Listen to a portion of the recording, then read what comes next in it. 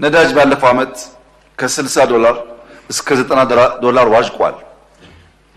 መካከለኛው ምስራቅ በነበረው በመታቆት ቴንሽን በቀይ ባህሩም በኢራኑም ጉዳይ የነዳጅ ዋጋ ከፍና ዝቅ ብሏል።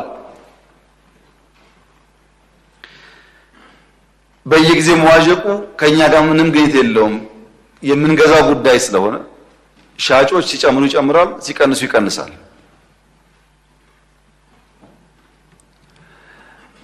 በየጊዜውም ዋጋ ተቀያየረ ተባለው እንደዚህ አይመስለኝም። በሌላ ዓለም እኔ የማውቀው በነዳጅ ማደያ በየቀኑ የነዳጅ ዋጋ ይለጠፋል። በየቀኑ አንዴ ጨምራ አንዴ ይቀንሳል።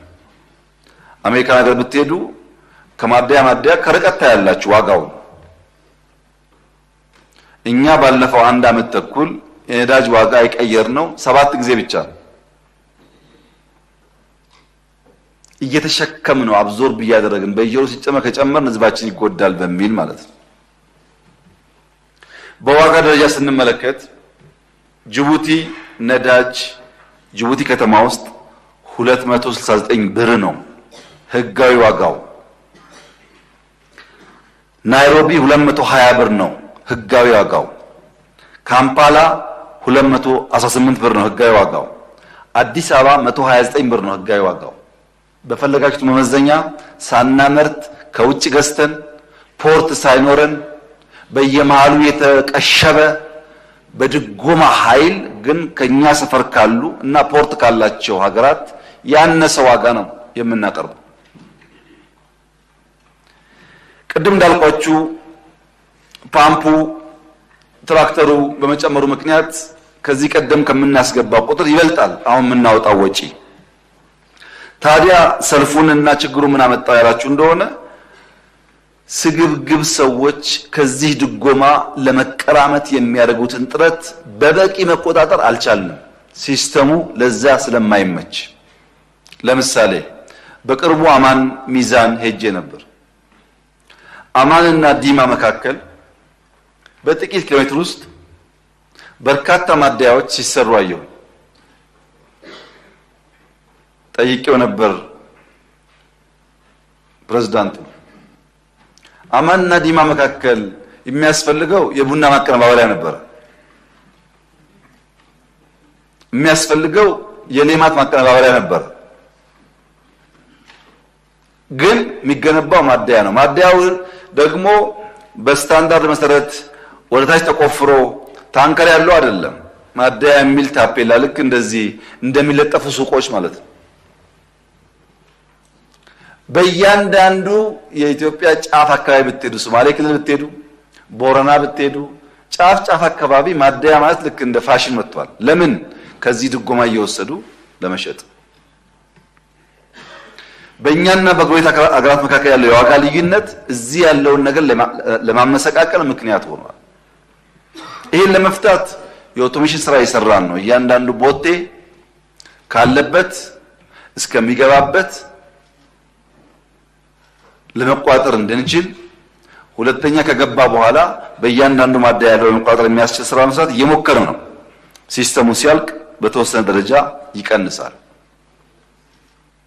በቅርቡም ጅቡቲ የነበረን ጉዞ ዋነኛ ዓላማው እነዚህ ከፖርት የሚወጡ ምርቶች መሀል ላይ በሬልዌይ እና በፖርት መካከል ክፍተት ስላለ ያን ክፍተት የሚዘጉ ስራዎች ለመስራት ለመነጋገር ነው። ይሄን ነው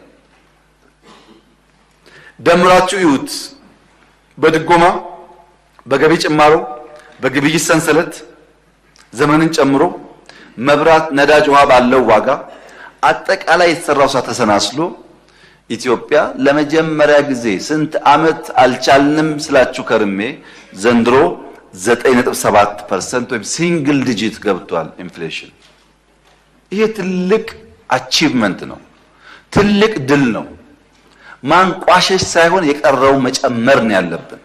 በብዙ ልፋት በብዙ ስራ የመጣ ውጤት ስለሆነ አንዳንዶች አፍሪካ ላይ ከ10 በታች ኢንፍሌሽን አክሰፕተብል ነው፣ ያ ከሌለ ኢንቨስትመንት አይመጣም፣ እድገት አይኖርም ይላሉ። ያው እንደምታውቁት ብዙ ፋክተር ስላለ ያም ሆኖ አሁንም መቀነስ ያስፈልጋል። ያለ ማድረግ በዋና ኤሪያስ ላይ ዜጎቻችን የሚሰቃዩባቸው ኤሪያዎች ላይ ለይተን በረጅም ጊዜ እየሰራ እንገኛለን። አንደኛ ምግብ ማምረት፣ ምግብ በበቂ ማሰራጨት። አዲስ አበባ ውስጥ አሁን ከኮሪደር ጋር ተያይዞ የሚገነቡ ፉድ ኮርቶች በመቶ ይቆጠራሉ። ይሁነን ብለን ምግብ ላይ እየሰራን ያለነው ምግብ የምናመርትበት ፍጥነት እንዲጨምር፣ የምናሰራጭበት ፍጥነት እንዲጨምር፣ የሚገኝባቸው ቦታዎች እንዲሰፉ። ሁለተኛና ክሪቲካል ጉዳይ ቤት። ሰው የሚሰቃየው ቤት ክራይ ነው። ቤት በተወሰነ ደረጃ አሻሽለን የክራይ ዋጋን ብናረጋጋ ብዙ ሰራተኞች፣ ብዙ ዜጎች ከችግር ሊገላገሉ ይችላሉ። ሶስተኛ ትራንስፖርት። ታስታውሳላችሁ የጋዝ ፕሮጀክት ስናስጀምር በአዲስ አበባ ውስጥ በጋዝ የሚሰሩ ባሶች በመጠቀም ዋጋ እንቀንሳለን ብለን ነበር። ከፈለገ የተከበረው ምክር ቤት አቃቂ ሄዶ ቼክ ማድረግ ይችላል።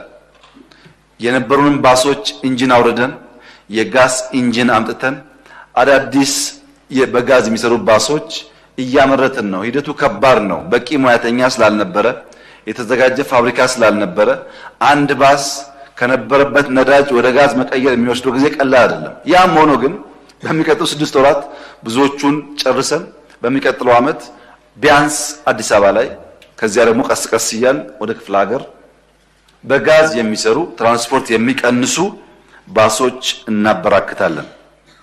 ሌላው ትምህርት ቤትና ምገባ ነው። ድሃ የሚሰቃይበት ምገባውን ያለውን ታውቃላችሁ። እሱም ማስፋት ያስፈልጋል። ሰዎች በደህንነት ምክንያት ልጆቻቸውን ትምህርት ቤት መላክ እንዳይቸገሩ ለማድረግ።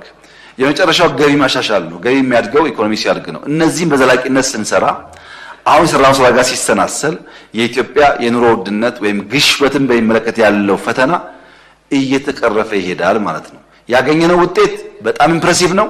የሚቀረን ስራ ግን በጣም ብዙ ነው።